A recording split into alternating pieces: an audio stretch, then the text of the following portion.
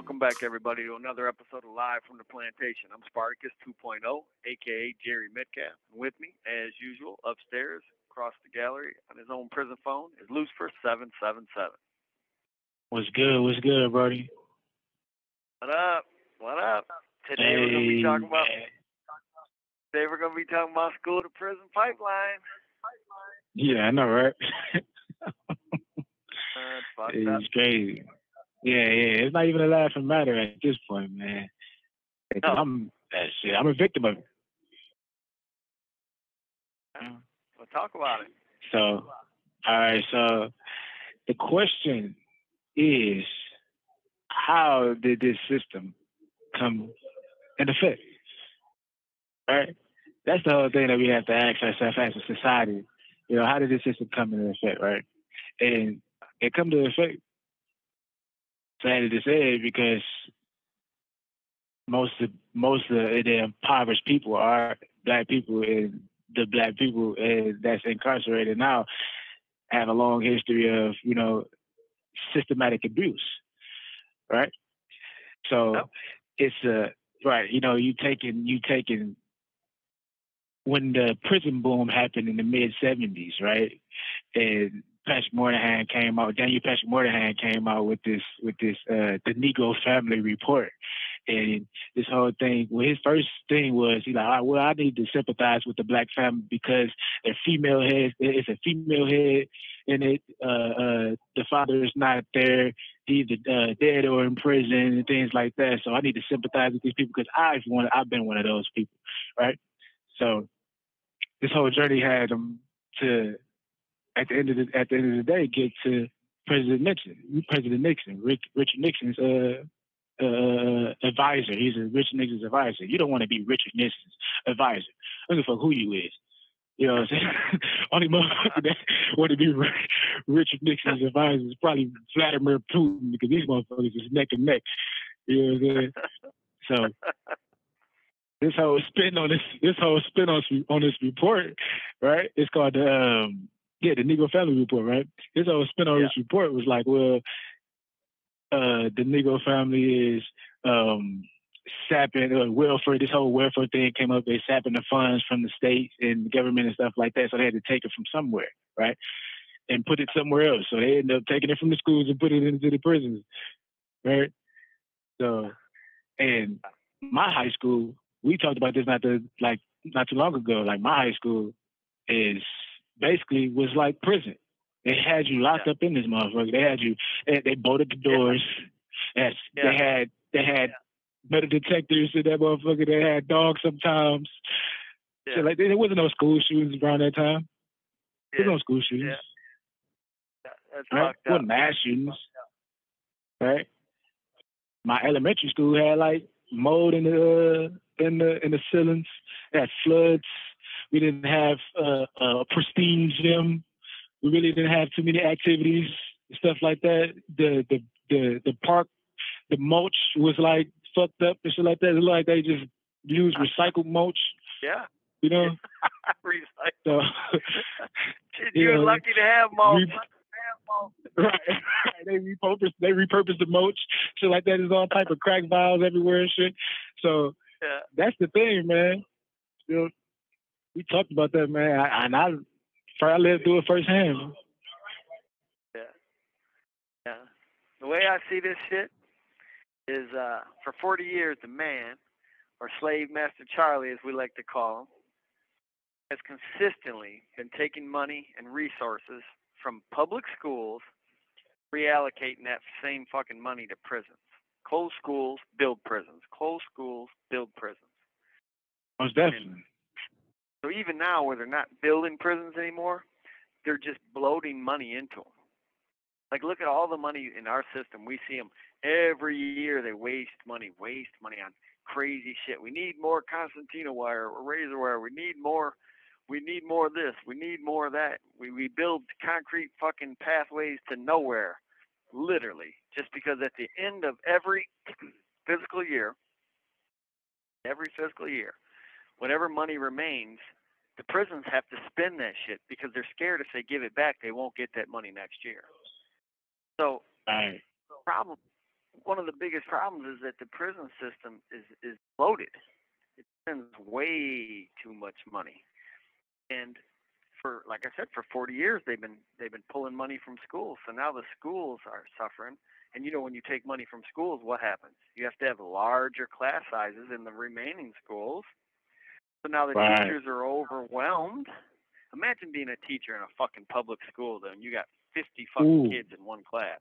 Huh? Ooh. How, Ooh. Ooh. yeah, how you gonna? I mean, you can't give any. You might pick one or two kids and give them as much attention as you can, and hope and pray that they make it to college, and the other 48 of them are just doomed. Or they're Right. doomed. Why they're doomed? Because they're on the fucking pipeline to prison. Most definitely. And that's the thing though, right? Because if they taking money out the schools, the textbooks are antiquated, the teachers are wore out, right? And it's nothing to really like. It's just like prison here, right? We don't have nothing to rehabilitate us. There's nothing that you can implement for kids in school to keep them like sit still, paying attention, and not ripping and running everywhere inside the classroom. Yeah, it's sad, but that is the truth. Uh, I don't know how to fix this problem. Well, I mean, I do. I No, don't know yeah, how to get the state to fix it. I know how to fix it. You got to start closing prisons and building schools. Closing prisons and building in schools. Let's building go in the schools, opposite direction. right? Most definitely. And that's the thing, though, right? So let me ask you this, man. Don't the state lottery, like have like Yeah. funds set aside for schools and roads and shit It, like that? it's supposed to. The lottery is supposed to prop up when they put it into effect. It was supposed to prop up the schools and the roads but nowadays they just dump all that lottery money into the general fund, and the general fund Right. you can use that shit anywhere, and most of that shit goes into prisons. So if you're out there buying lottery tickets, hey, just remember you're propping up the prison system. Right. Most definitely. Most definitely. All right. So this is not an issue. I mean, it's an issue. It's a big issue, but it's not in the public eye. It's not as much of an issue for them to go to like your state representative, your city council. I don't even know if that even works, but and try to raise the issue. Well, definitely going to the state rep will help. Or the big thing is just start electing. Do a little research before each election and see which state rep supports building schools, and vote for him or her. Right. That's what we need to do. We have to stop electing Definitely. state reps and state senators that all they want to do is lock people up and throw away the key. You know? Right. We have a single party rule right now. The Democrats run everything, and they still can't get shit done with prisons. We're not going to get the good time bill passed because even inside the Democratic Party, there's just too many people that are for lock them up and throw away the key. So That's the we have to craziest start. thing. Man. Yeah, the public has to start electing people that has their children's best interest at heart. Unless you want to see your child come to prison, So thank the system for fucking them. is it a fear thing for the Democratic Party? The people inside, the individuals inside the Democratic Party, don't want to hop on the side of good time, making good sense. Is it a fear thing Yeah, because well, it's not money? they equate current crime with people who are already in prison, which the two things don't go together. I mean, yeah, people in It don't prison mix. aren't criminals, but if they've been rehabilitated, they are no longer criminals. And there's plenty of people who've been in prison long enough to, if nothing else, to mature out of crime, and that happens. That's an actual thing. So you could cut our prison system down by a third easily. It wouldn't tick the crime rate up not a lick. You know why the fucking crime rate's up so high? Because you got all these damn kids that aren't going to school, or they're not getting an education, Right. or they're going to school and the teachers are ignoring them because they have to, because they have 50 fucking kids in their classes. And Right. them kids are turning into bad little motherfuckers that run around, killing people and robbing people and doing insane shit. Now, I know most people are going to say, "Oh, that's the school." Yeah, most people are going to say, "Oh, that's the parents' fault." Man, fuck that. We live in a society where we're supposed to take care of each other. That's the American way. It's always been the American way. So we can't stop now. School is a place to go where you learn about life. Right. You're getting an It's your education, second home. not just about math and science. You're getting an education about all kinds of shit. Right. It's essentially your second home in school, right? Yeah. Sure, you're there for what? I don't know. How many hours a day are they there? 6? 6 hours a day. Right? There to 6 hours. So I went to school from 9 to 3 or 9 to 2:30, 8 to 2:30. I don't know about you, but I had some teachers that were pretty good people. I had some that didn't give a fuck, but I had some that were really good people. I learned a lot from them. Right. Cared about. My teacher wanted to fight me. My teacher fought me, man. Kicked your ass. I didn't even do that but call him broke. Oh, it was a dude? That's all I did, man. Yeah. Mr. Harvey. And Mr. Harvey, if you out there listening, yeah. I like you, man. You a good guy, man. I ain't gonna say nothing bad about you. You were one of them bad little kids. He needed to kick your ass. Shit. Yeah, man. But that's a prime example, though. That's a prime example. I wasn't in the right class. I wasn't in the right class. I wasn't even my assigned class. I was in somebody else's class insulting the other teacher. You're such a dick. Yeah, that was crazy. But that's what it was. It wasn't. My school wasn't designed to keep you in tune, intrigued into the curriculum. Right? I didn't give a fuck about Christopher Columbus. I didn't give a fuck about, you know what I'm saying? It's not appealing to me, right? All right. You know what I was just thinking? What hit me? We've talked about the earliest part of the pipeline, the schools, but we haven't talked about the entire pipeline. We haven't talked about the police. We haven't talked about the judicial, the courts, the judicial system. Yeah. And the end result is prison. Even though we talked a little bit about prison, but we didn't talk that much because this place is full of these young kids. We should discuss a little bit about that. Let's start with the police. What do you think about that? Their part in the pipeline. All right, so in terms of police, man, it seems I don't know the ins and outs of the academy, the police academy, but it seems like, and we see it on news sometimes, especially the one out the Macomb County and stuff like that, where they was downstairs and they were shooting figures, black figures and stuff like that, hooded figures and stuff like that. So it seemed like they're talking about with the pictures, right? Yeah, with the pictures and stuff like that. So they have a target audience, right? They had a target demographic. So I think that it's a roundup of those left behind kids, those high school dropouts, those truancy leaders that's not going to school, right? So it's a roundup of those people, and that's how they get the paddy wagon full up into the trip to the county jails to fill up the prisons, right? Yep. And I think a lot of it is constant arrests for petty bullshit. Puts a lot of these kids into the system, and then in the system they just get worse and worse. They go to juvenile, and then they go to county jails, and there they learn, or they're around more hardened criminals, or they learn other things. And the system has to stop this idea of constantly putting juveniles in cages. That's a big part of it. Not the solution. They want to. There has to be a better way of helping a child get better, other than putting him in a cage or a box or telling him he's worthless. It has to be. I mean, somebody smarter than me is going to have to be able to figure this shit out. But come on, we got how many fucking institutions do we have in this?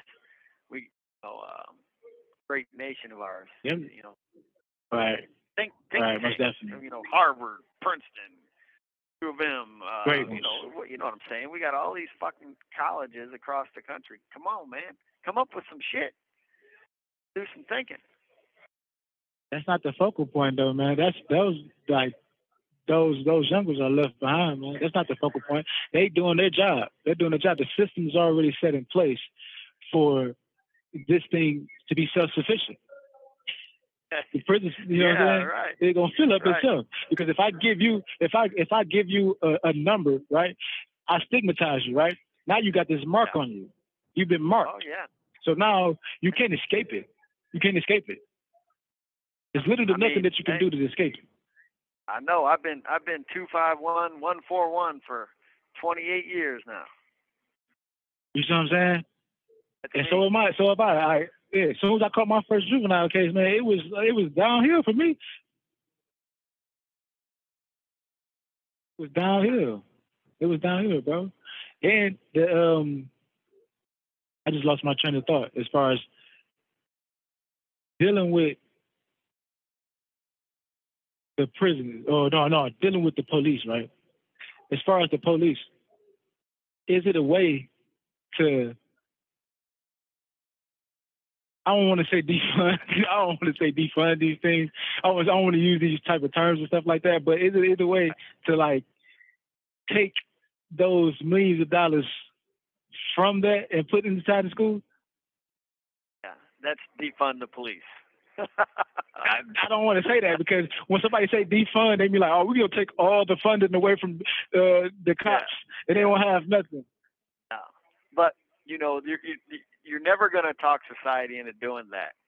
But what we could talk them into doing is taking that money that is going to the police and using it to retrain them out of this militaristic attitude that they have. I've watched when I was younger. When I was younger, the police would pull us over, and my dad would crack the window of the car, and he'd put the ID out, and they'd write the ticket and stick it back in. Right? Nowadays, if you do that shit, the cops screaming at you to open the door. He's gonna bust the window, try to drag you out of the car. They're all dressed like Gestapo. They drive fucking tanks. Right. I mean, literally, the police have tanks. They wear body armor like the military. They're so militaristic. They have this idea of everything is one way or the other. There's no middle ground for them. Back in the day, if a cop seen a kid doing something wrong, it wasn't that bad. He'd put him in the car, drive him home to his parents, and let his parents take care of the issue. Nowadays, they're going to put cuffs on him and take him right to jail. And we're talking simple shit like, you know, loitering or whatever. Everything is, he is, you know, the Taliban. The kid's the Taliban and the cop's the motherfucking soldier. Everything is done to the extreme. And they do it under this guise of security. You know, after 9/11, everything's security. Fucking what? Who gives a fuck about? Fuck, you're fucking these kids up with this shit. Man. So what did that add it to? Like, I know you say the 9/11 thing and the security thing, like, but in your opinion, where do that attitude like stems from? Like, what's the foundation of that? I mean, a lot of it came from the early 1990s. Remember when Biden and remember when they passed that they were at that crack up super predator. We got the super predators, yeah. And they passed like all them different crime bills, and you remember the one where you can get caught with 2 crack rocks and you get 20 years, get caught with a kilo of powder cocaine and you get 2 months. You know what I mean? It's just all that shit started truly right then, because that's when they started to militarize the police. Because in the 80s, the police weren't like that. The cars still said, peace officers and protect and serve. Shit. Nowadays, they're not in the neighborhoods, relating to the people. They're not. They're subjugating the people. They drive through neighborhoods and they sneer at the people, and the people sneer back at them. Nobody relates with the police in the neighborhoods anymore. They've become subjugators instead of peace officers. A peace officer is somebody that loves the neighborhood, and the neighborhood loves them, and they're trying to keep crime down. Subjugators just ride through and they also try to keep crime down. They're trying to keep crime down by keeping their foot on everybody's throat. That's my outlook on it. And to take it a step further, the courts are no better because a little kid goes in front of the judge, and the judge gives them 20 years. You carjacked somebody. You're a menace to society. I'm giving you 20 years in prison. Nobody ever tries to figure out the root. Well, what made this little kid go off the rails? Why am I sending him to prison for 20 or 30 years? No, we've gone beyond compassion to just hardcore lock them up, throw away the key. It's easier to just discard a human than it is to try to fix them because there's so many of us now. Fuck it, there's 800 other little black kids in the community. Who cares if we flush this one down the toilet? Right. And that's the thing, though, right?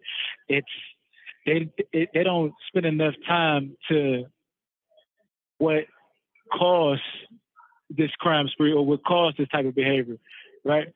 They got all these studies about how the brain is undeveloped to this age, and how a single parent household does this to a kid, and how the neighborhood, how they'll be a product in their environment, and how they're not putting the resources allocated to making sure that the father has, you know what I'm saying, if he's been to prison, because at least by like a third of black families has family members or father has been in prison, right? For sure. So they're not putting the resources towards that man being having been able to get a job or being around and support his family, because there are breadwinners in there. Like most of the inner city families have the father are breadwinners. You know, they were. They're not anymore. They were, like you said. Yeah, they were because they're in prison. In the 70s, they started locking up all the men. And then that continued into the 80s. So by the end of the 80s, you got all these kids that are growing up without dads. Those kids they're lost. So imagine. Just adrift. You have no male figure in your life. We've stripped that away because we put all the war on drugs locked who knows how many hundreds of thousands or millions of black men up for decades, and all of them had children, and those children are now grown up, and they're all fucked up, and they're raising kids that are all fucked. It's just all fucked up. Right. They don't have a proper example.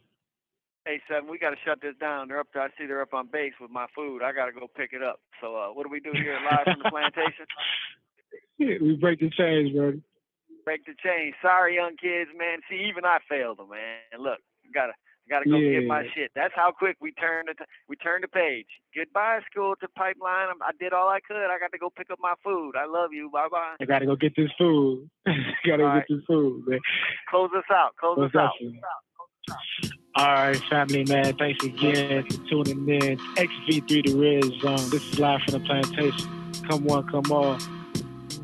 Love y'all, man. Tune in, tune out.